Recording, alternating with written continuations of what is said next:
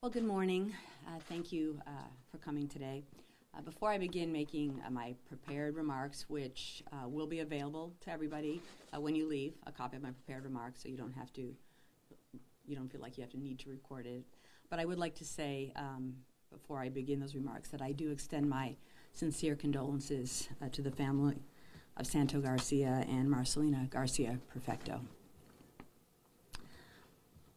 The Kern County District Attorney's Office will not be filing criminal charges against Immigration and Customs Enforcement agents Ramiro Sanchez and Dimas Benitez regarding an incident that occurred in Delano, California on March 13, 2018. My decision is based on two things. First, there is no credible evidence that either agent lied in their statement to Delano Police Officer Nino. And second, I do not believe legally, that is under the law, we can pursue charges of giving false information to a peace officer pursuant to Vehicle Code Section 31. The evidence presented to the Delano Police Department in support of the request for the Vehicle Code Section 31 charges is as follows.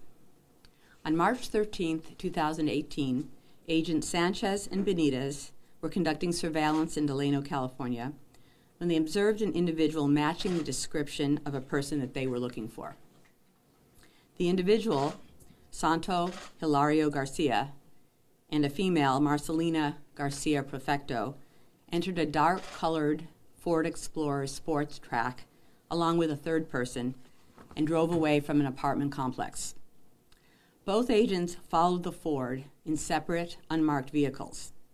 They followed the Ford to Robert Kennedy High School, where the passenger, a student at the school, was dropped off. The Ford drove northbound on Haight Avenue and stopped for a red light on Cecil Avenue.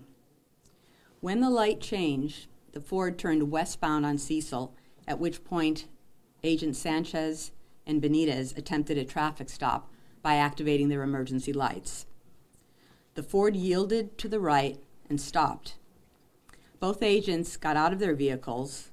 As I said, they were in separate vehicles, and approached the Ford on foot. However, before they reached the car, the Ford took off at a high rate of speed and continued westbound on Cecil Avenue. Both agents returned to their vehicles and followed the Ford. After a brief period of time, the agents stopped following the Ford and pulled their vehicles over to the side of Cecil Avenue. They did this because they observed the driver of the Ford Explorer, Santo Hilario Garcia, driving recklessly and passing other motorists at a high rate of speed. After discussing the situation, both agents decided to look for the subject vehicle, the Ford. They continued to drive west on Cecil Avenue. They came upon the accident, which had already occurred, and stopped their vehicle, recognizing the Ford Explorer as the same car they had attempted to stop a few minutes earlier. 3 civilian witnesses were interviewed about the accident. All 3 witnesses stated the Ford was not being followed or chased by the police, or by police, the word they used, at the time of the accident. These statements are consistent with and corroborate the statements of both agents. The only interviews of Agent Sanchez and Agent Benitez occurred at the scene of the accident. Neither interview was recorded. Agent Sanchez told Officer Nino that after the traffic stop, the Ford fled westbound at a high rate of speed. Agent Sanchez returned to his vehicle and began to follow in the same direction as the Ford.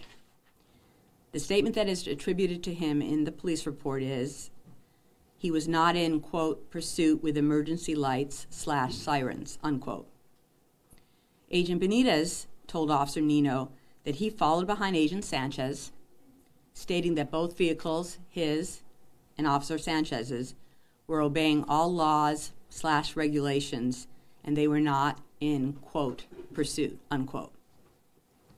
Pursuit being the only word in quotes as to that statement from Officer Benitez. It is these statements that Delano Police Department contend are dishonest and inaccurate. The basis for the Vehicle Code Section 31 charge, according to the Delano Police Department, is that the agent's statements are contradicted by the video surveillance evidence seized from a residence on Cecil Avenue. It appears to me, from my review of the surveillance video, that both agents were obeying traffic rules, and in the relevant 10-second clip that is seen on the surveillance video that was provided to my office, neither agent's vehicle appeared to be overtaking the Ford. The agent's cars can be seen on the video approximately 10 seconds behind the Ford. During this time period captured on the video, the first agent's vehicle, driven by Agent Sanchez, had emergency lights on, and the second agent, Agent Benitez, had his rear emergency lights on. There is no evidence presented from which I am able to conclude one way or another that either vehicle had their sirens activated. According to the timestamp on the surveillance video, as I just stated, the agent's vehicles were 10 seconds behind the Ford, and there was also an unidentified civilian vehicle in between the Ford and the agent's vehicles. The civilian appeared to be operating his vehicle in a normal manner and did not appear to be yielding to any law enforcement activity because, as I said, the agents were behind the civilian vehicle. Agent Sanchez's exact words were that he was not in, quote, pursuit with emergency lights siren. As I said, there is no evidence that the siren was on or off. As to the lights, which were on, it is a reasonable interpretation of the evidence that the emergency lights that were activated for the traffic stop remained on after he jumped in his vehicle to follow the Ford. He was never asked by Officer Nino if he had turned his lights off after the traffic stop. As to Agent Benitez, he stated they were obeying all traffic regulations and he was not engaged in a, quote, pursuit, unquote. A pursuit, as that term is used in the law enforcement world, describes actively attempting to apprehend a suspect who is attempting to avoid arrest while operating a motor vehicle at a high speed and using evasive driving techniques. Were the agents following the Ford? Yes. Were they speeding and or passing cars in order to catch up to the Ford or to actively apprehend the people in the Ford? No. That is not depicted on the video evidence, nor in any of the witness statements that were provided to us. There is no evidence to suggest that either agent was in a, quote, pursuit, unquote, at either of the relevant times. Not after the Ford abruptly took off after the traffic stop, and certainly not when the Ford crashed into the pole, killing the occupants. Therefore, there is no evidence to support a filing of a Vehicle Code Section 31 charge against either agent. Finally, even if we assume for the sake of argument that the agents were in a pursuit, we must examine the elements of Vehicle Code Section 31. In 2016, in the case of People versus Morera Munoz, the law was clarified regarding the elements of Vehicle Code Section 31. The court stated that in order to violate the statute, the false statement must pertain to a material fact. The Morera opinion describes the materiality aspect as rising to the level as to corrupt the investigation. As I have previously stated this morning, the evidence the Delano Police Department is relying on are the statements of Agent Sanchez wherein he said he was not in a, quote, pursuit with emergency lights, sirens, unquote, and Agent Benitez, who said he was not in a, quote, pursuit, unquote. These statements are not material. The only way they could be considered material is if the pursuit with lights and sirens was a factor in the cause of the accident. 3 civilian witnesses who were interviewed by the Delano Police Department stated the Ford Explorer was not being chased or followed by any law enforcement vehicles at the time of the accident. In fact, those witnesses' statements, in combination with the Delano Police Department's conclusion that the primary collision factor was an unsafe turn with an associated factor of unsafe speed on the part of the occupants of the vehicle of the Ford, leads me to find that the statement was not material. Therefore, there is no violation of Vehicle Code Section 31, and as I previously stated, no charges will be filed against either Agent Sanchez or Agent Benitez. With that, I'm happy to answer any questions that you might have. I'm curious. So the ICE agents were not in pursuit, but they were following behind them. What was their intent? Was that brought up in the review at all? There's actually two. It's important that everybody understands there was two time frames here. There was the first when they attempted to pull the vehicle over to stop the vehicle, and the vehicle took off. And so they started to follow the vehicle. And in terms of what was their intent, that question was never asked. But they followed the vehicle for a brief time, I would say no more than 30 to 45 seconds, at which time they pulled over and talked about what they should do at that point in time. Do you know if the surveillance video was before or after they pulled over and discussed what they were going to do? Before. And Sanchez said that he followed them for about 15 seconds, but you say it was about 30? I believe that he gave a statement that it was about 15 seconds. I think it was probably closer to 30 seconds, assuming that the timestamp on the surveillance video is correct and not off by seconds. That's hard to know. And in their evidence list, they said that there was a second surveillance video, but then they never mentioned it in the investigation report. Do you know if there is another surveillance video? They did not submit a second surveillance video to my office for review. I'm sorry, can I get a clarification on where exactly the camera was in relation to the traffic stop and then the crash? Well, I can't tell you that. The surveillance video was approximately a mile. That house was approximately a mile from the corner of Height and Cecil. And that's approximately where the traffic stop took place? No. The traffic stop was closer to Height and Cecil. But again, I don't know the exact point because the officers weren't asked. So you said this was a mile away from, the house was a mile away from Cecil and what? Height. And then the accident scene was from the house was approximately a mile and a half away. And the immigration agents pulled over to reevaluate the situation. Did the initial sort of abandoning of the chase happen before or after the camera? I wouldn't call it an abandoning of the chase. Whatever the jargon is. But it happened after what's pictured on the camera. Okay. Do they know why the couple was running or fleeing? Were they illegal? That wasn't germane to our investigation.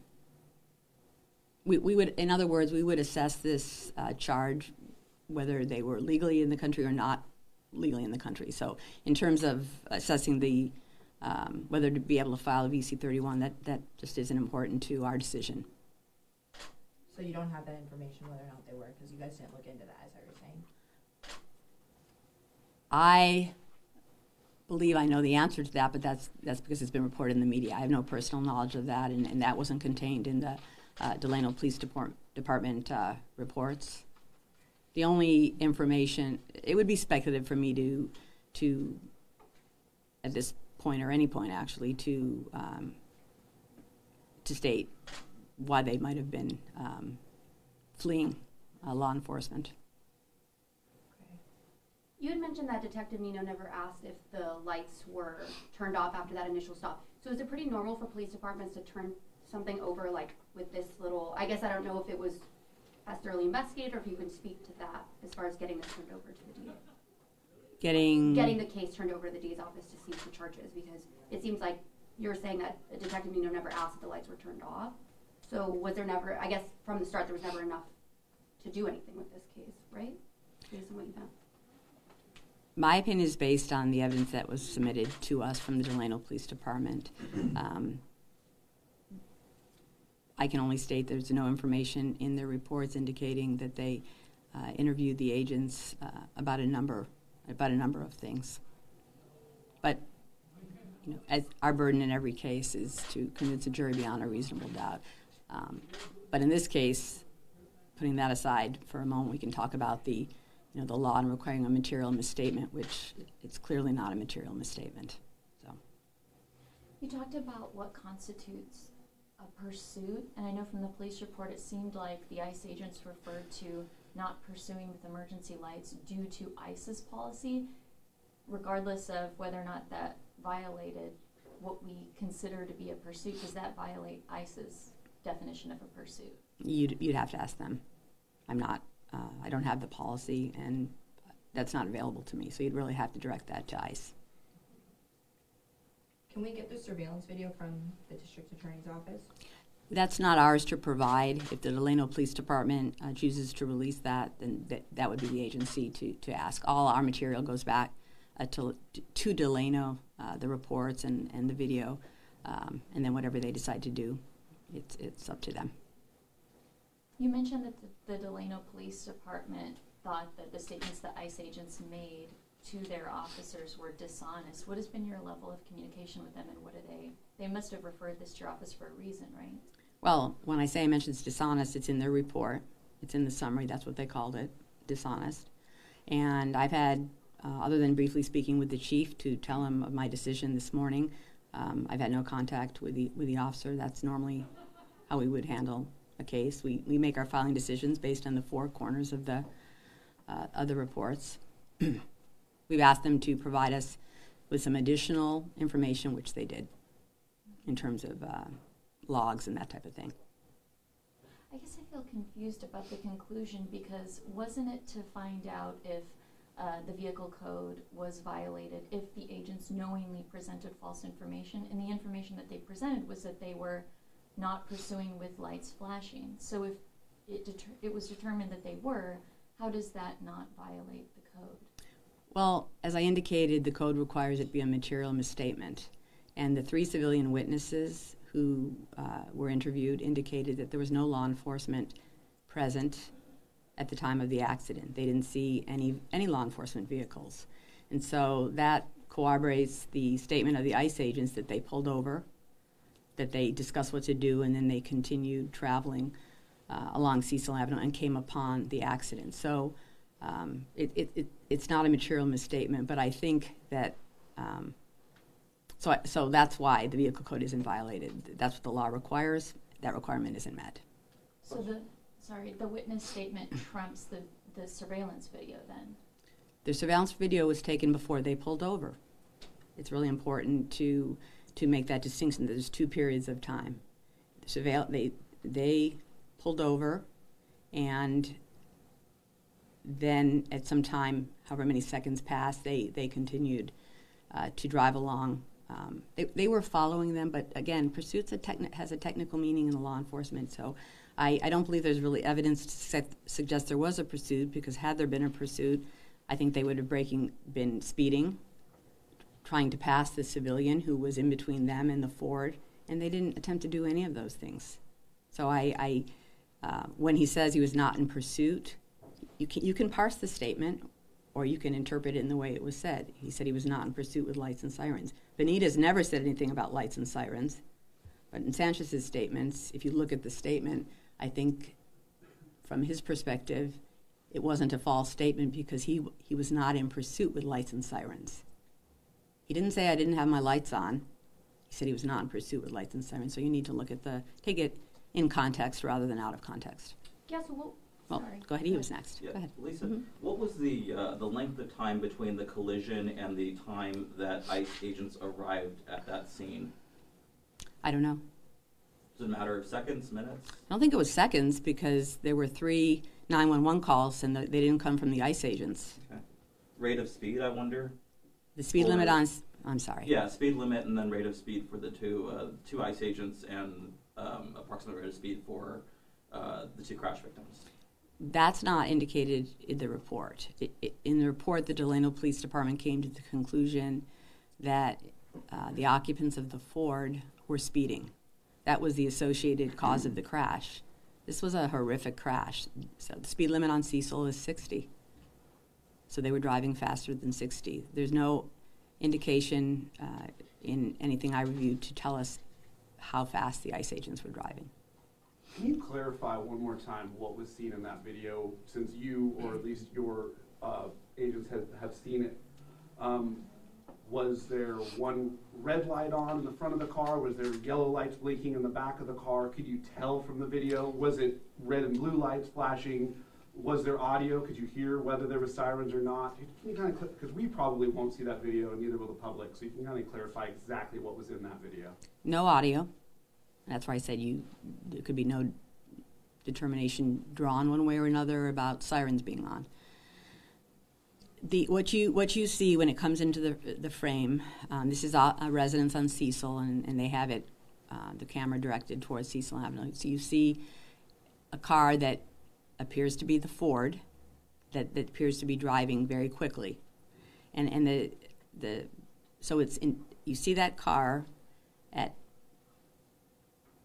let me just 1 second.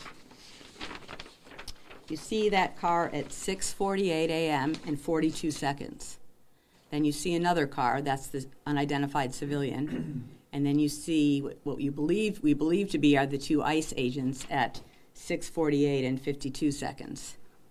And as I indicated, they, along with the civilian, seem to be driving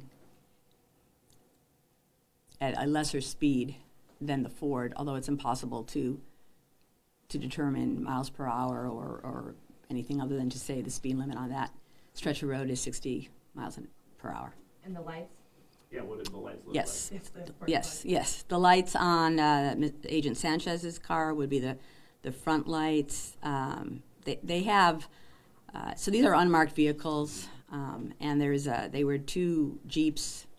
Each of them were driving a Jeep, and so there are lights on the grill. There's a bar light in the front, I believe, in the front area, and then there's a bar light in the back area. So for Sanchez, I believe the bar light was on, and then for Benitez, the back bar light is my understanding. So like in the windshield, because it's not on top of the car. It's So like bar. it's unmarked. There's nothing on top of the And car. what color were the lights? Yellow. It's really blue? it's very difficult to tell. So when you say bar, where's this bar? Front of the car? I have not seen that has been described to me. I have not seen those pictures, although Delano Police Department did take pictures. Probably inside the windshield, in the back window. Yes. What false information, so this is what tripped me up as well, what false information were they saying Benitez gave? Because they stick with the emergency lights, but Benitez never mentions that in his statement. Let me say that the Delano Police reports did not identify the false statements. So when I'm discussing the false statements from the report, they did not identify they just said that we found this video, it contradicted what the agent said. So I am presuming that the false statements have to do with the issue of the pursuit and the lights, but that was not specifically identified in the report. My last question for you would be, can you just quantify a little bit more about the material and how this is not material when there was one question that needed to be answered and it was lights on, lights off. These agents said their lights were not on. Video shows their lights were on.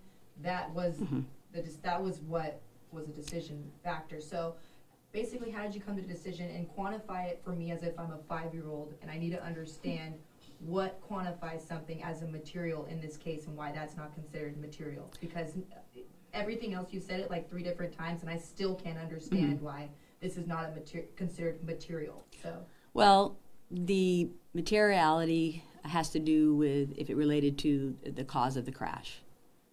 Okay. So I've discussed this incident happening in 2 segments. The first segment where occupants of the Ford took off after the traffic stop. Okay, and then the agents followed briefly and then pulled over. They were not the cause of the crash. They had nothing to do with the crash. Therefore, that issue of the lights, whether sirens, was not a material issue under the law. Do the Jeeps have a siren? I don't know. And then also, if the timestamp is correct, they went about a mile in 30 seconds, but it didn't appear that they were speeding? Who's they? I'm sorry. I mean, I guess kind of everyone, but the agents went from this place where they stopped them to where the surveillance video is, which is about a mile in 30 seconds. Right. The problem with that is I can't tell you exactly where the Ford pulled over and where the agents pulled over. I know it was past Height and Cecil, but again, that was not a question that was asked of the agents by the Delano police officers. Take me back, show me where you stopped, and those questions weren't asked. So I can say that it's approximately a mile, somewhere closer to Height than to where they pulled over or to where they stopped and talked to each other. They pulled this car over. So that's why I'm estimating approximately 30 to 45 seconds that they followed. But we only have 10 seconds of video where they're actually on the video. I think Chris and I are having the same kind of mapping issues. So you think that the pause where they pulled over and stopped following happened after the video camera? I don't think that. That's what the reports say. Okay, maybe that's the belief. So you have someone pulls over, the pullover near Cecil and Hyatt? However you pronounce it, yes. And then they begin following, and then there's a camera pointed towards Cecil. At what is it before or after that camera that they stopped following? After. Okay.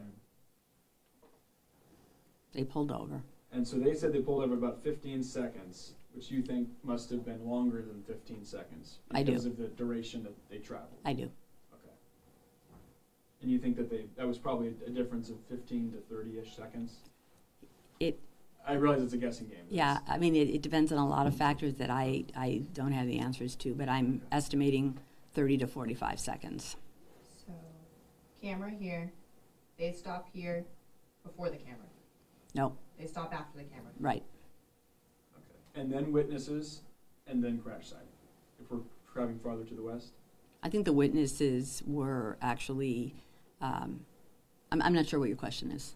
She's kind of establishing this line. The timeline. Moving here's down the light, west on Cecil. they stop, they try to make a traffic stop, people get out, or they get out, get back in the car, people take off. There's a surveillance camera, they drive past the surveillance camera, the ICE agents, they pull over, decide what to do, then they get back in their car, then they start driving. Yes. With their lights on, surveillance video catches those 10 I seconds. do not know that their lights are on. So because they can't be seen in the video any longer, is that what you're saying? Right, I have no idea, and they weren't asked. So I have no idea. And so with I have no idea how long they talked at the side of the road. I don't know if it was 2 minutes, 5 minutes. No way of knowing that. I think that there's going to be some in our community that will say that the actions of the Delano Police Department were political. And there's another part of our community that will say that your action today, in not pursuing those charges, is political. Can you address those sort of suspicions that maybe either side of this may have about this whole scenario? Well, I certainly can't speak for the Delano Police Department or the Delano community. I wouldn't begin to do that. I can tell you that I approach this case like every other case, trying to do the right thing for the right reason. Politics had nothing to do with it. There is no evidence to support the filing of these charges in this case. How important would it have been for them to record the interviews? Is that a big part of it, that they didn't record the interviews with the ICE agents? It would have been helpful to put things in context. There's about 6 words in quotes as to one of the agents and 2 words in quotes as to the other. So I think it's very important to understand how this was an at-the-scene interview. There wasn't a later, a more controlled interview or follow-up interview in an interview room. So, we're and I understand how these investigations go, but we're certainly not here to fill in the blanks and to make guesses. We make decisions based on the evidence that is presented to us, and I'm very confident and comfortable that the decision I made today is the right one. And has the DA's office ever dealt with a case like this involving ICE agents? No. The answer is no. I was going to say I've never seen Vehicle Code Section 31 request made on a peace officer. So the information provided in the initial report from the Delano Police Department said that one of the ICE agents had provided dishonest information about their lights on to the police department. Am I correct there? It's in the summary portion. I believe it's on page 1. It actually said dishonest and inaccurate information, Okay. which are actually at odds because inaccurate information doesn't form the basis for a VC-31 complaint. It has to be, an intentional misstatement. So, but that's where they use that statement. So how is this not considered an intentional misstatement? How's what not considered intentional misstatement? The information that was provided by ICE agents, how is that not considered intentional dishonest information? What basis goes off of intentional is what I'm basically saying. If someone says something, it sounds like that's intentional. Well, when people make statements, it's not always with an intent to deceive. And in this case, as I indicated, with the lights on, I believe that the statement taken in context is that his lights were on because he made the traffic stop and activated his lights. I think a lot of the ambiguity could have been alleviated by just a few more questions, and unfortunately, we don't have that. Just a quick note for clarification on the VC-31 charge against a peace officer. The question was whether we'd ever seen anything like this against a immigration official. You think that this is the first time that someone's requested this charge against a peace officer of any uniform? Well, in this county, as far as I can remember, okay. I'm pretty sure I would remember that. Right. I'm not sure if it was part of your investigation, but did you verify that ICE agents did in fact call 911? So we don't do an investigation. I just want to say that at the start. We rely on what the law enforcement agency provides to us. We make filing decisions based on the four corners of a police report. If we want more information, we can ask them for that information, or we can try to discern information that we think might be relevant. So your question was about, I'm sorry. The 911 call. Yes. We determined that there were three 911 callers. And the three 911 callers were the three civilian witnesses that the Officer Nino with the Delano Police Department interviewed. So that suggests that they were the ones who the Ford was passing, driving erratically. That's what they described. They saw the accident. Three of them all called 911 within 2 to 3 minutes, and then at some point after that, the ICE agents came upon the scene of the crash. 911 had already been called. I don't even know if emergency vehicles were there yet. We don't know exactly what time the ICE agents drove up on the accident because we don't know how long they conferred with each other. So did ICE call 911? Not to my knowledge. Did your office speak at all with ICE? I wasn't sure if there was any communication at all with the agency. There was a brief communication between one of the people in the office with one of the supervisors with ICE. And was it just ask follow-up questions, or what was No, there was no follow-up questions. We're just trying to remember what it was that I asked him. I actually can't even remember why it is he called. It was a brief conversation. So, hypothetically, if you guys did decide to charge these ICE agents, what would be the next course of action? Hypothetically. An arraignment.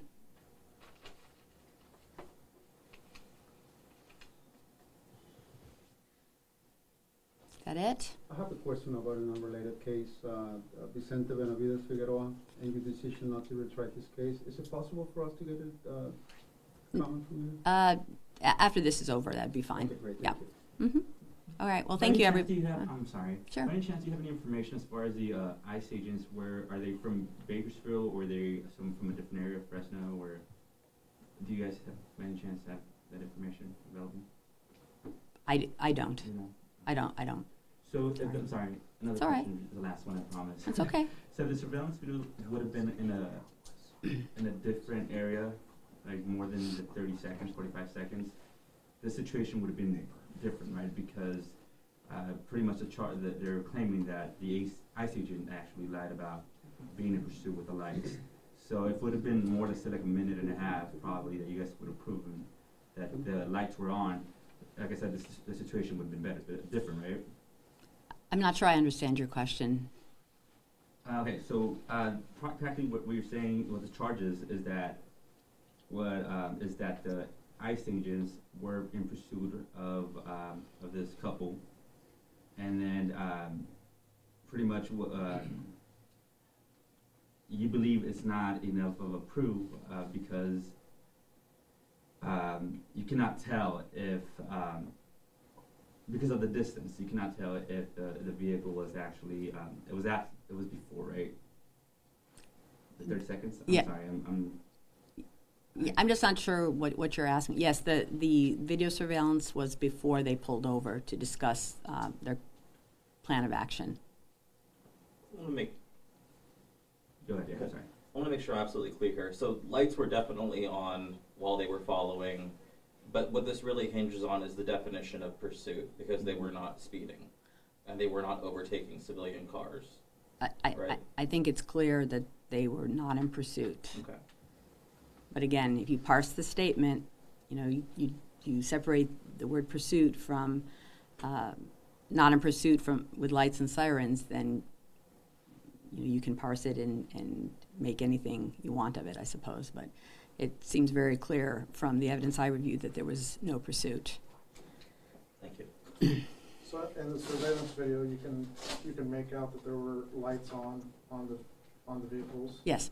And then after the surveillance video, at some point, is it entirely possible that they maybe they stopped and pulled over, they turned the lights off, Yes. and then that kind of. I don't know, Yeah. but it's possible.